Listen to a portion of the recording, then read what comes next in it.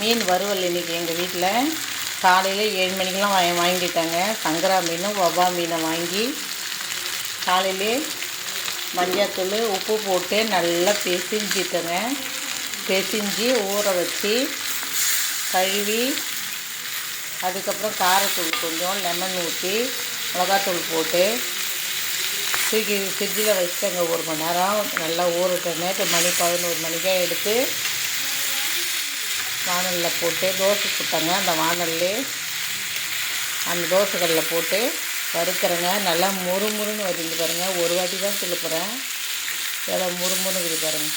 நல்லா ஃப்ரெஷ்ஷான மீனுங்க. ஆனால் புரட்டாசி மாதம் மீன் விலை கம்மியாக இருக்கும், நிறைய தருவாங்கன்னு சொல்லுவாங்க. இன்னும் வலை தள்ளலையா, எப்பயும் போல் தான் விலை அதிகமாக தாங்க விற்கிது.